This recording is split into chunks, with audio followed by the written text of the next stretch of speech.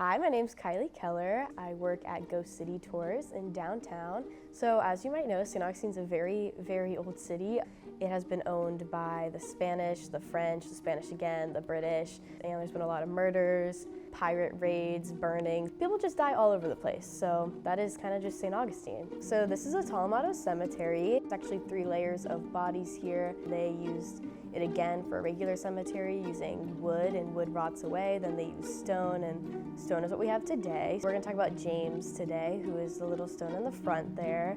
James was a little 5-year-old boy. He used to live across the street where the Mojo barbecue is today. His mom would come out, yell him in for dinner, and he would come running.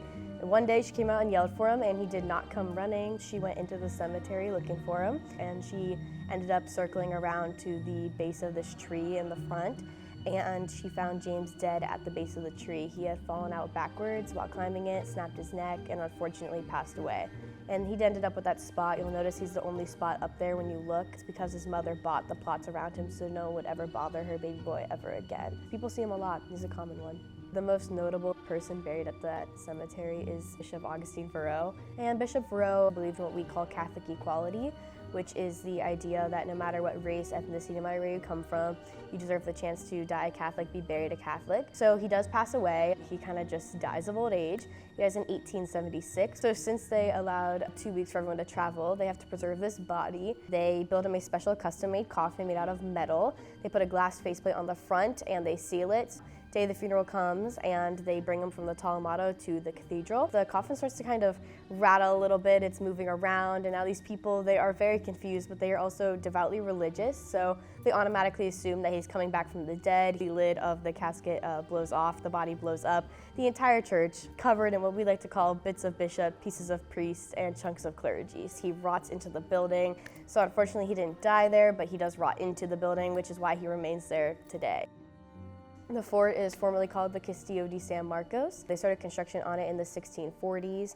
They built 9 other versions of the fort. This is the 10th one that they built, and this is the one that stuck. The other ones were made of different types of wood, other stones. The fort itself, the one we have today, is the only thing that survived the 1703 burning of St. Augustine. There's just a lot of ghosts and haunted stuff and stories associated with it, but the one that we talk about is the lovers. You have Dolores, who is a young woman in her earlier 20s, and you have Marty, her husband, or Colonel Marty. Marty's married to his job. He's always at work. He's never home. So because he's in this higher management position, he is training his right-hand man, who is Captain Abella. And they start to do their daily meetings not only at the fort where they normally would, but often they'll also go to Marty's house. And now one day, he thinks that the meeting is happening over at Marty's house. It's actually supposed to be at the fort, so Marty's waiting for him there, but he goes over to the house and Dolores is there. But if you want to come in and eat some lunch, like, I have some food ready to go. So he ends up eating lunch with Dolores. These two start having lunch together. These lunches turn into dinners, turns into dessert,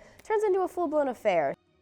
One day, Abella goes into work, and he goes to shake Marty's hand for their daily meeting, and Marty gets a whiff of this floral perfume.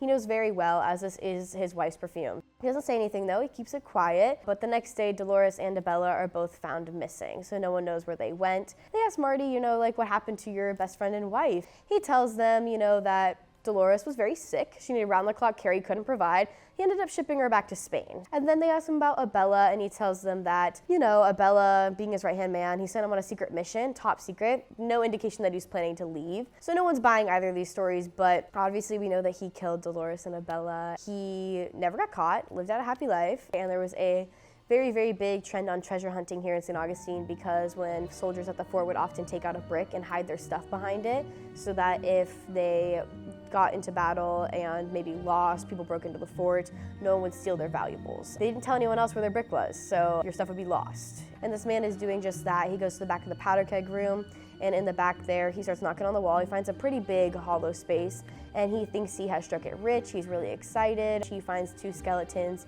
chained to each other and chained to the wall. This would be Dolores and Abella. Bricked them in so they'd be together forever, which is quite literally what they wanted, just not in the way that they wanted it, but that's kind of their area. It's not labeled in the fort, but there is a crawl space in the back of the powder keg room, and that is where the lover story takes place. St. Augustine's really haunted, so there's a lot to talk about. There's a lot more to tell, so if you're interested, there's a lot of tours here you can take, a lot of history to learn. It's a great city for it.